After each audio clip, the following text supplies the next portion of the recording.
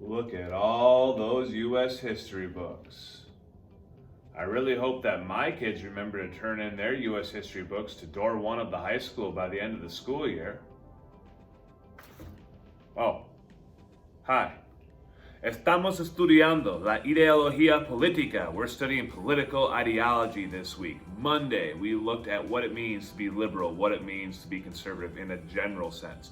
Yesterday, we looked at a prominent conservative, a prominent Republican, Ronald Reagan, one of the most venerated presidents in recent history, and looked at how his speech reflected some of the ideals of the modern Republican Party and modern conservatism. Today, we are going to look at the Democratic Party. And like Ronald Reagan, there are some prominent modern Democratic presidents, but probably no one more so than the man to most recently hold that honor, Barack Obama. So like Ronald Reagan is very symbolic of the modern day Republican Party, Barack Obama is the same for the modern day Democratic Party. Barack Obama is a great representative of what it means to be liberal in the United States of America in the 21st century. And you can see this during his presidency. During Barack Obama's presidency, the big legislative victory that his White House celebrated was the passage of the Affordable Care Act, or the Obamacare. Very liberal in its nature, using the government as a tool to try to get more health care to more people.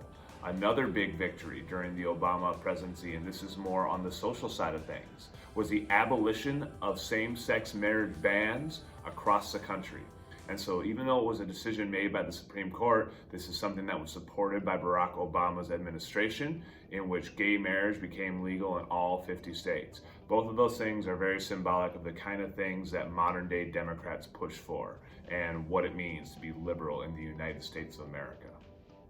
However, even though we're studying political ideology this week, I don't want to spend today focusing too much on how Barack Obama is representative of the modern day Democratic Party, because there's a whole nother reason that Barack Obama's presidency was a super important presidency in American history.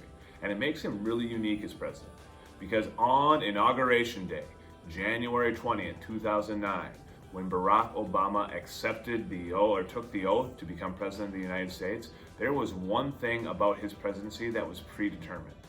And that was that no matter how good his presidency was or how bad his presidency was in the eyes of historians, his presidency would always be looked at as a historic one. And obviously the reason for that is because Barack Obama was the first black president. I know that Barack Obama is a guy that doesn't like to be reduced to the color of his skin. Barack Obama likes to be celebrated or criticized for what he does as an individual. That said, I also know that Barack Obama recognizes the significance of his election in American history. Think about what we've studied so far this year when it comes to race in America. For more than half of this country's history and prior to its founding, most black people living in the United States were owned as slaves, defined legally as property, not even recognized as full human beings. Even after slavery's abolition, think about what we studied the first half of this quarter. The Jim Crow South, segregation, voter suppression, violence like Emmett Till. It took a civil rights movement just for African Americans in the United States to be able to exercise basic rights like voting and going to school. So the idea that a black man could get elected to the highest office in a land, that seemed like a faraway dream for a lot of people in the United States, one that they weren't going to see in their lifetime. And so Barack Obama's election was historic for that reason and that reason alone. Whether you supported him or hated him as a politician, no matter how you felt about him as a person or what his political beliefs were, you had to celebrate that one night, because that one night symbolized the overcoming of so many historic injustices against black people in U.S. history.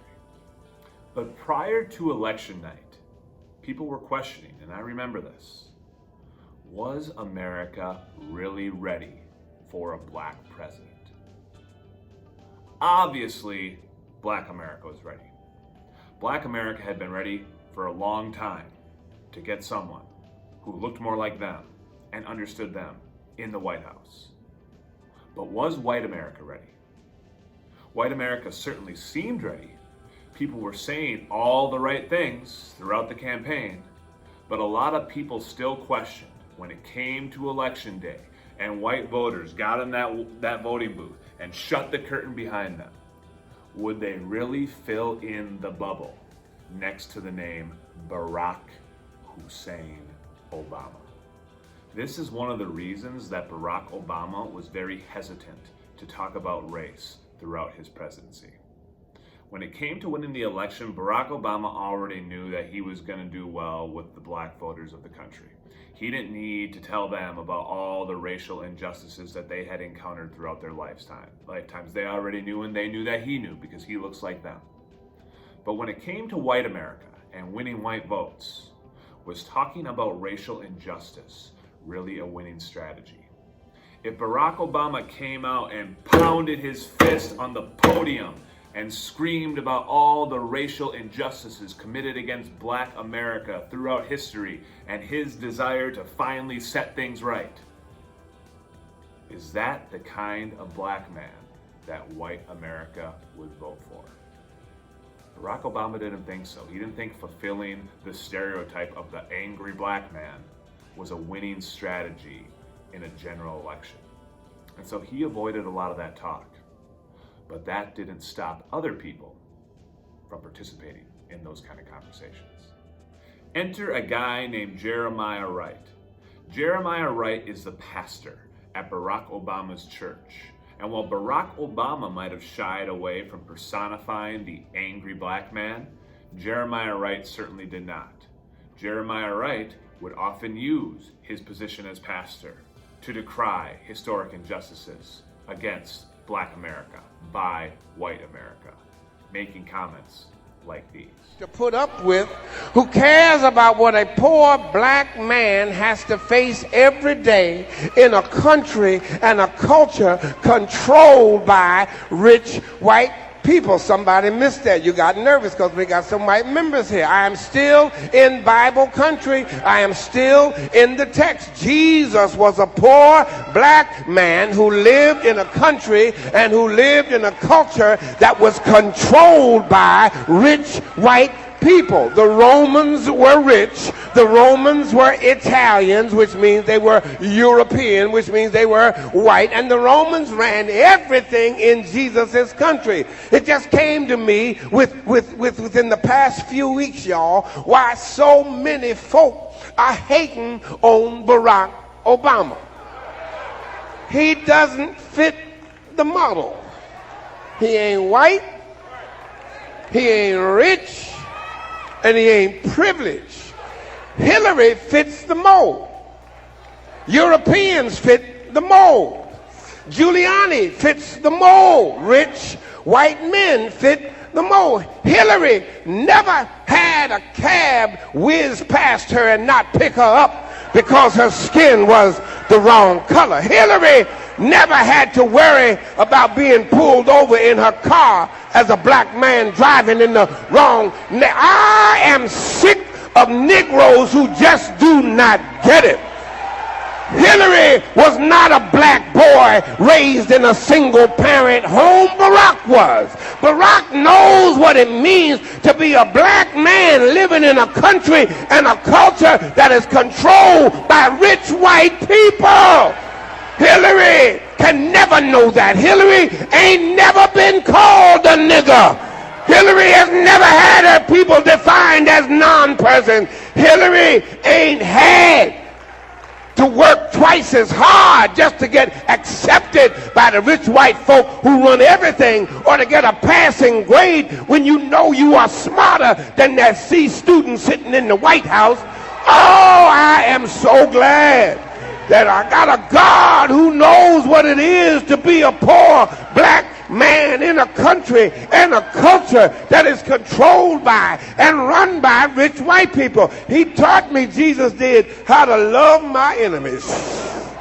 Jesus taught me how to love the hell out of my enemies and not be reduced to their level of hatred bigotry and small-mindedness. Hillary ain't never had her own people say she wasn't white enough. And when these comments started to make the rounds on the cable news channels, even though Jeremiah Wright is not Barack Obama, people started to speculate that maybe this is what Barack Obama believes. Maybe this is one of the reasons he's so silent when it comes to race, because he knows that he holds these beliefs that mainstream America, mainstream white America will not accept, but that those beliefs are going to come out once he wins the presidential election. And folks, at this point in Barack Obama's campaign, he hasn't even secured the Democratic nomination yet. He is still very much in a tight race with the other Democratic candidate, Hillary Clinton, to even be able to secure the right to go take on the Republican nominee in the general election. And so it becomes pretty clear that Barack Obama cannot afford to stay silent on race any longer. He needs to address these comments by Jeremiah Wright. He needs to address the topic of race, and he needs to address the fact that he very well could be the first black president in U.S. history, and talk about what that all means. And so on March 18th, 2008, that's what Barack Obama does. Barack Obama delivers a speech on race, and it is largely agreed by historians that this speech is one of the key speeches, maybe the key speech, that propels him to the Democratic nomination over Hillary Clinton, and eventually to the general election victory over John McCain, where Barack Obama becomes America's first black president. And aside from all those factors that make this speech so historic, it's just a really good speech. It's nuanced.